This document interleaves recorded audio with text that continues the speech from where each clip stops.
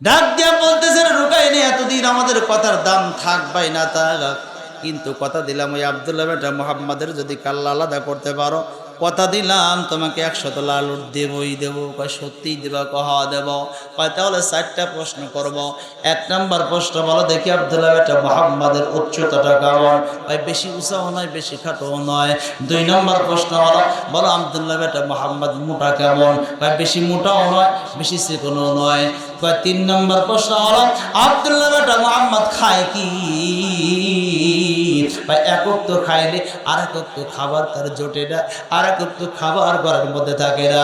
4 নম্বর প্রশ্ন হলো বাবা আব্দুল্লাহ বেটা মুহাম্মাদের চেহারা কেমন? যখনই বলেছি চেহারা কেমন, আবু জেহেল আবু লাহাবের এরকম করে মুখটা চেপে ধরেছে। ভাই 3টা প্রশ্ন জবাব তুমি দিলা। 4 নম্বর প্রশ্ন আমার বাস্তে মুহাম্মাদের চেহারাটা কেমন? আমি নিজেই বর্ণনা দিবা চাই। কয় ঠিক আছে বর্ণনা দাও। বাস 3 থেকে 4 দিন আগে মক্কার পাশ দিয়ে কাবার পাশ দিয়ে যখন আমি আসতেছিলাম, হঠাৎ করে আমার কানের মধ্যে গুনগুন গুনগুন করে কোরআন তেলাওয়াতের আওয়াজ আসলো। কে তেলাওয়াত করে? এত মধুর কণ্ঠ কে তেলাওয়াত করে? তেলাওয়াত শুনে শুনে আমি কাবার পাশে যখন চলে গেলাম, একটু ফাঁকের থেকে তাকায় দেখি আর কেউ নয়, আমার বাস্তি মুহাম্মদ মধুর কণ্ঠে কোরআন তেলাওয়াত করতেছেন। ইয়াসিন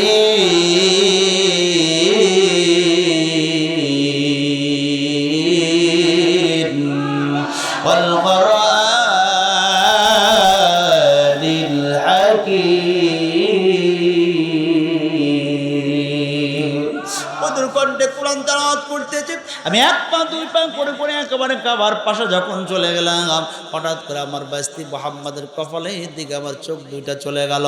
কপালের দিকে তাকায় দেখি কপালের মধ্যে নূরে নূর, মুহাম্মাদের নূরগুলো চমকাইতেছে।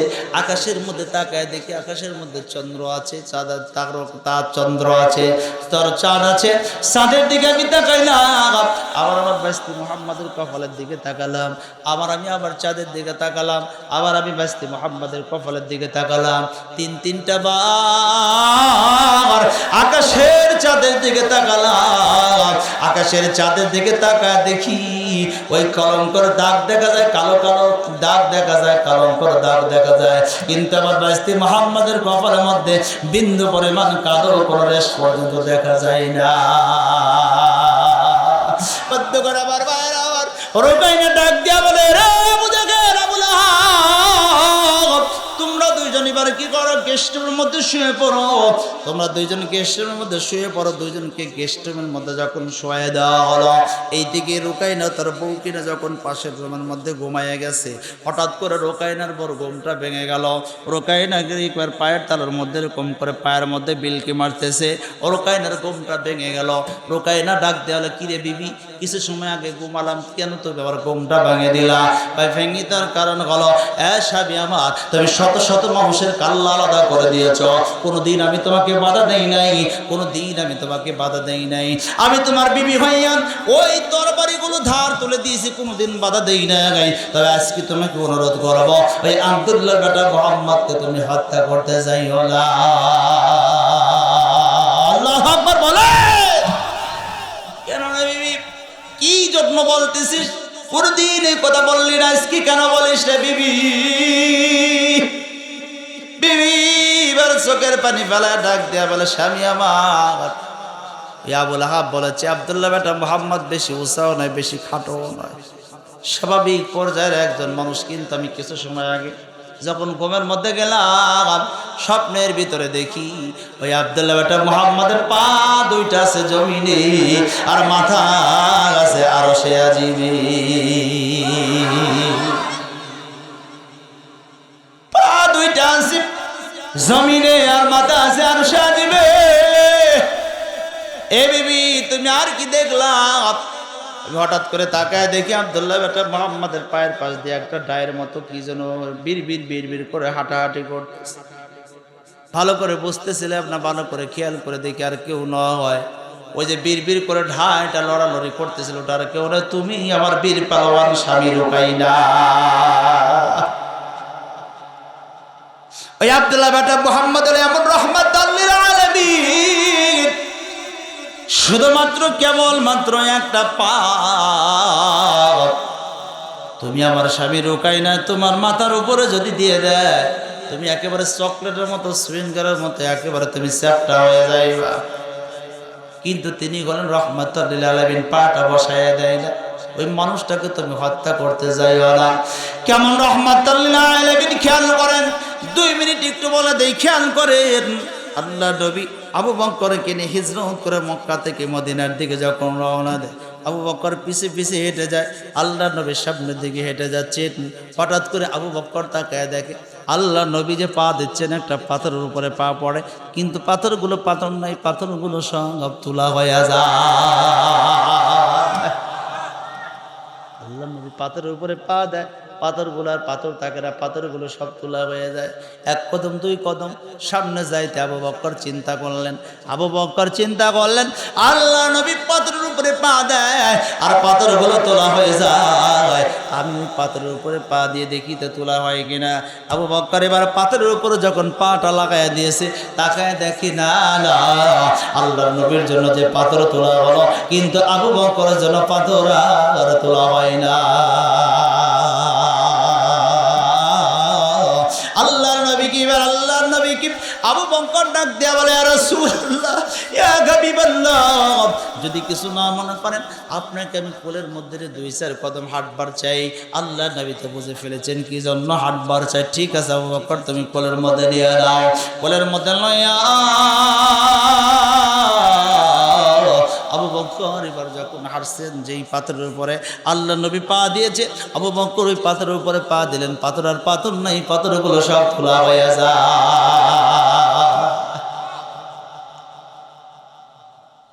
বন্ধুরা আমার, ভাইরা আমার, বেশি কষ্ট দেব না। কেমন রহমাতুল লিল আলামিন ছিলাম। ছোট্ট একটা কথা বলে আল্লাহ নবী এবার ওখান থেকে বিদায় নিয়ে গাড়ি সরে চলে গেলেন। 3 দিন থাকলেন, 3 রাত থাকলেন। রাখার পরে যখন হাঁটতেছেন, যাইতে যাইতে মরুভূমির ভিতর দিয়ে হাঁটতেছেন, আল্লাহ নবীর পেটের মধ্যে বড় ক্ষুধা।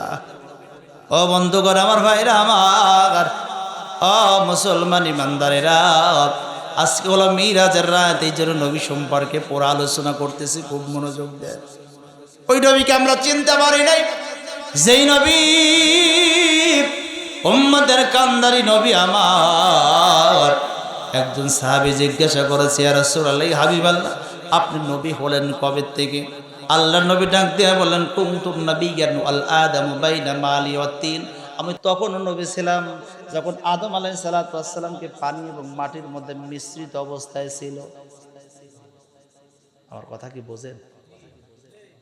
আমি তখনও নবী ছিলাম যখন আদম আলাইহিস সালাতু ওয়াস সালামকে পানি এবং মাটির মধ্যে মিশ্রিত অবস্থায় একত্রিত করা হয়েছিল। কুনতুম নাবিয়্যান ওয়াল আদামু বাইনা মালি ওয়াত তিন, তখন আমি নবী ছিলাম।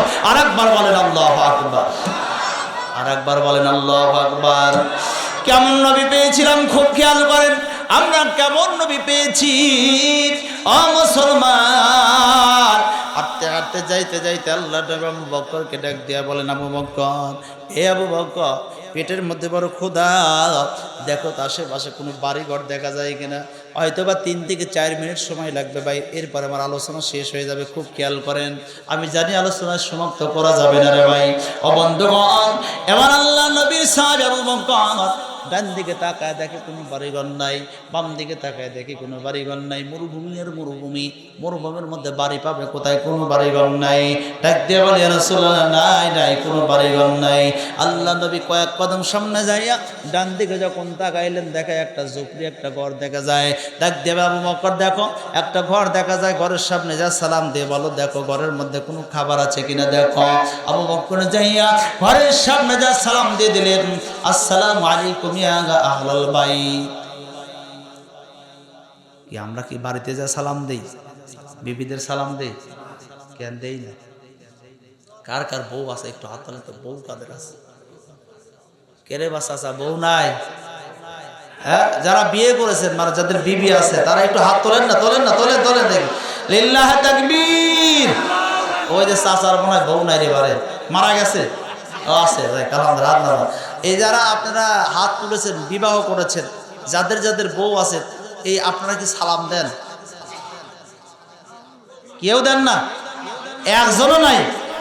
হায় রে আল্লাহ, হঠাৎ মঠাৎ আল্লাহর নবীর বিবিদের দিকে তাকায় দেখেন। কোন আলোচনা করবো বলেন? আম্মা জান আয়েশা সিদ্দিকা রাদিয়াল্লাহু তাআলা বলেন, আমার স্বামী বিশ্ব নবীকে আমি সালাম দেওয়ার জন্য বহু চেষ্টা করেছি, কিন্তু নবী আগে আমাদের সালাম দিয়ে দিয়েছে। আর একবার বলেন আল্লাহু আকবার, আরো জোরে বলেন। হযরত আম্মা জান আয়েশা সিদ্দিকা রাদিয়াল্লাহু তাআলা একদিন মনে মনে চিন্তা করলেন, আমার স্বামীকে আজকে আগে আগে সালাম দেবই দেব।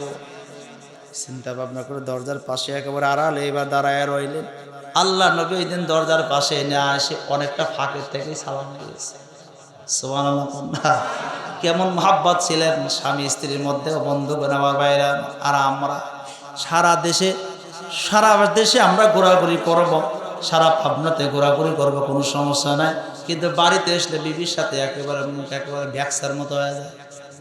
কথা বল না কেন? বিবির সাথে মহাব্বত বাড়ায়, আল্লাহ পাক সংসারে শান্তি দিবে, অবন্ধগণ সংসারে উন্নতি আল্লাহ দান করবে। কথা বল ঠিক না? একদিন আল্লাহ নবীর সমস্ত বিবিদেরকে ডাক দেওয়া বললেন, এরে বিবিরা, আমি শুনেছি আমার মা বোনের অনেকে আছেন, মা বোনদের সম্পর্কে যদি কিছুই না বলি বলবে হুজুর মা বোনদের সম্পর্কে বললো না। খুব খেয়াল করেন, বিবিদেরকে ডাক দেওয়া বলেন, ও আমার বিবিরা, তোমরা যত বিবি আছো সব বিবিদের মধ্যে একজন বিবিকে সবচাইতে বেশি ভালোবাস, বেশি ভালোবাস। যত বিবি আছে বিবিদের মধ্যে একজন বিবিকে সবচাইতে বেশি ভালোবাস। সব স্ত্রীরা এবার 7 জন স্ত্রী মনে মনে চিন্তা করলো কাকে বেশি ভালোবাসে। সবাই দৌড়ায় আল্লাহর নবীকে জাফরায় ধরেছে, ইয়া রাসূলুল্লাহ কাকে বেশি ভালোবাসে? নবী এবার চিন্তা করলেন, যদি বলি হাফসাকে বেশি ভালোবাসে অন্য স্ত্রীরা মন খারাপ করবে। কথা কন না কেন? কি কষ্ট হচ্ছে আপনাদের? অন্য স্ত্রীরা মন খারাপ করবে না। না, এবার ডাক দিয়া বলে, দেখো কাকে বেশি ভালোবাসে এখন বলবো না, আগামীকাল সকালবেলা বলবো। সুবহানাল্লাহ বলেন। কি হিকমত আলা নবী ছিলেন। রাত্রেবেলা প্রত্যেক স্ত্রীর ঘরের মধ্যে গেলেন, 2টা খেজুর দিলেন, ডাক দিয়ে বলে, দেখো তোমাকে কিন্তু সবচাইতে বেশি ভালোবাসি, কিন্তু তোমাকে যে 2টা খেজুর দিলাম অন্য বিবিকে বলতে পারবা? কথা বলতে পারবা না। এবার আয়েশাকে ডাক দাও, আয়েশা তোমাকে কিন্তু সবচাইতে বেশি ভালোবাসি, তোমাকে 2টা খেজুর দিলাম, কিন্তু তুমি যেন অন্য বিবিকে বলো না। ও বন্ধুগণ, হাফসাকে বলো তোমাকে বেশি ভালোবাসে, 2টা খেজুর দিলাম, তুমি অন্য বিবিকে বলিও না।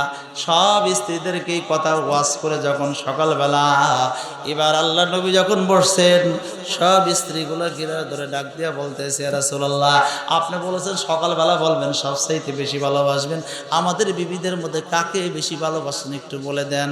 ডাক দিয়া বলে, আমি ওই স্ত্রীকে সবচাইতে বেশি ভালোবাসি যাকে রাত্রিবেলা 2টা খেজুর দিয়েছিলাম। সব স্ত্রী নিজের দিকে তাকায় চিন্তা করলেন, আমাকেই তো বেশি ভালোবাসি, কারণ আমাকে 2টা খেজুর দিয়েছে। কথা কন না কেন? আরো জোরে বলে। কত মুহাব্বত ছিল স্বামী স্ত্রীদের মধ্যে। কথা কন ঠিক না? হুন্না লিবাসুল লাকুম ওয়া আনতুম লিবাসুল লাহুন্না। স্বামী একজনের পোশাক, স্ত্রী আরেকজনের পোশাক, 2জন পোশাক স্বরূপ।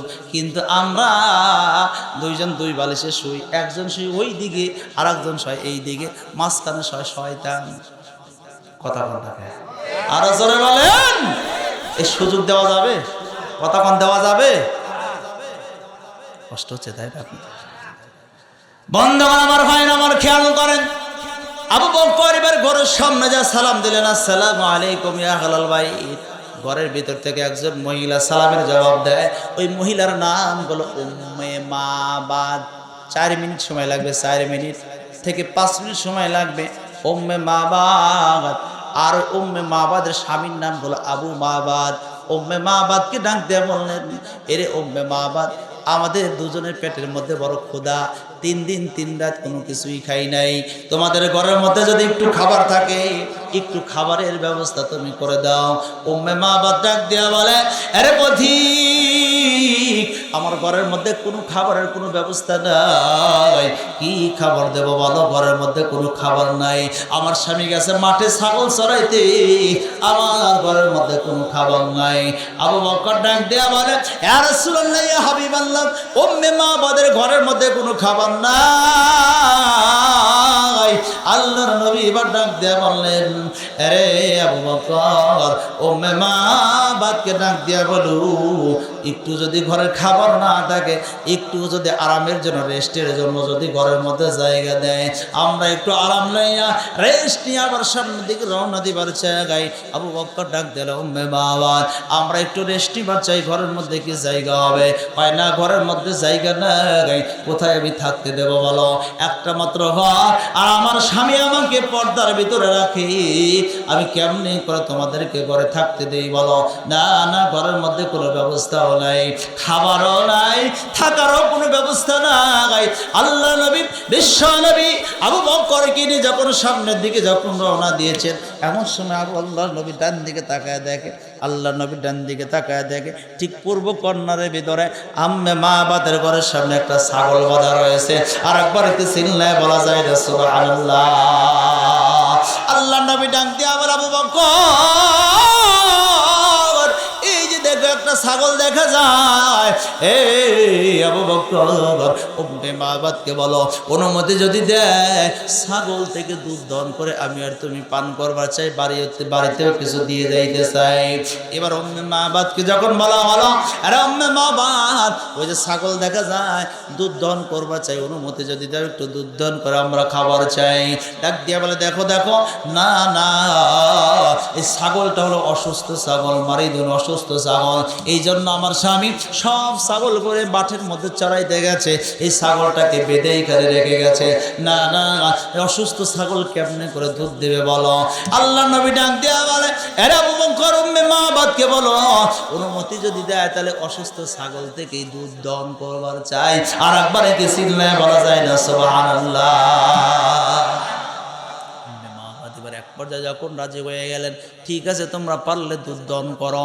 দুধ দহন করার জন্য আল্লাহ নবী যখন ছাগলের কাছে চলে গেছেন, এমন সময় হঠাৎ করে মনে পড়ে গেল, দুধ যে দহন করবে, পাতিল কোথায়?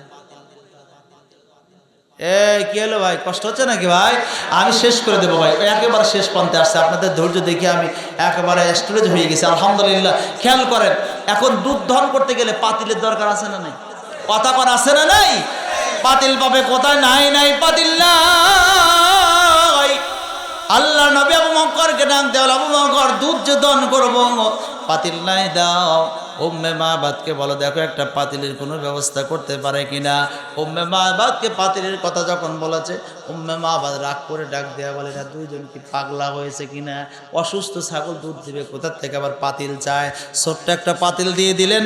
উম্মে মাবাদ ছোট্ট একটা পাতিল যখন আবু বকরকে দিয়েছেন, আবু বকর পাতিলটা নিয়ে আল্লাহ নবীর সামনে নিয়ে যখন যাওয়া হলো, আল্লাহ নবী ডাক দেওয়া বলে, আরে আবু বকর, এত ছোট পাতিল তুমি নিয়ে আসছো, এই ছোট্ট পাতিলে যদি দুধ দহন করে, আমি আর তুমি খাইলেই তো শেষ হয়ে যাবে। এ আবু বকর, আমি আর তুমি খাইলেই তো শেষ হয়ে যাবে। এই বাড়িতে মেহমানদের জন্য কি দিয়ে যাবো বলো? একটু বড় পাতিল নিয়ে আসো। আল্লাহু আকবার, জোরে বলেন আল্লাহু আকবার। করার দেরি নাই, আল্লাহ নবীর কথা শুনে আবু বকর ছোট্ট পাতিলটা নিয়ে ডাক দেয়া বলো, উম্মে মাবাদ, ছোট্ট পাতিল দুধ দয় কি হবে না, একটু বড় একটা পাতিল দিতে হবে। এবার উম্মে মাবাদ রাগ করে বড় একটা পাতিল দিয়ে দিলেন। পাতিলটা লইয়া আল্লাহ নবীর কাছে যখন দেওয়া হলো, আল্লাহ নবী ছাগলের সামনে যাইয়া মাথা নিচু করে ছাগলের নিচে যখন স্তনের নিচে কি করবে, পাতিলটা দিবে। খেয়াল করেন, স্তনের নিচে পাতিল দিতে গেলে মাথা নিচের দিকে করতে হয় কি হয় না? আপনারা গাভীর নিচে যখন পাতিল দেন, অথবা আপনারা কি দেন, বালতি দেন, যাই দেন না কেন বলুন, মাথা নিচের দিকে দিতে হয় না? তা আল্লাহ নবী এই পাতিলটা যখন কি করবে, আর ছাগলের নিচে দিবে, মাথা নিচে করেছেন, ছাগলটা মাথা উঁচু করে, এবার ছাগলের জবান খুলে বের করে, জবান খুলে গেছে, ছাগলটা এবার কান বরাবর আল্লাহ নবীর কান বরাবর মুখটা নিয়ে সালাম দিয়েছে, আসসালামু আলাইকুম ইয়া রাসূলুল্লাহ, আসসালামু আলাইকুম ইয়া নবী আল্লাহ, আসসালামু আলাইকুম ইয়া রাহমাতাল লিল আলামিন, ইয়া রাসূলুল্লাহ, ইয়া হাবিবাল্লাহ, আপনি শুধুমাত্র মানুষের নবী নন, আপনি শুধু জিনের নবী নন, আপনি শুধুমাত্র পশু পাখির নবী নন, গাছগাছালির নবী নন, আমি ছাগলের আপনি নবী। ইয়া রাসূলুল্লাহ হাবিবাল্লাহ আপনি দেরি করবেন না, আপনি কি করেন পাতিলটা রাখিয়া বিসমিল্লাহ বলে আপনি শুধু স্তনে আমাকে কি করেন বিসমিল্লাহ বলে দুইটা আঙ্গুল লাগাই দেন, আঙ্গুল লাগাইতে দেরি হবে কিন্তু আমার আল্লাহ পাক রব্বুল আলামিন পাতিল ভরতে দুধ দিতে দেরি করবেন না। জোরে জোরে কোন সুবহানাল্লাহ, লিল্লাহি তাকবীর, নারে তাকবীর। এই যে দুধ দহন করলেন, এই দুধ দহন করবার পরে বলুন কতটুকু পরিমাণ আল্লাহ নবী খাবে, আবু বকর খাবে, উম্মে মাবাদ খাবে, আবু মাবাদ খাবে, বলুন তো কতটুকু পরিমাণ খাবে, কি অবস্থা হবে, ফুরবে কি ফুরবে না জানার দরকার আছে না নাই? কারা কারা জানবার চাই দুইটা হাত তুলে আমরা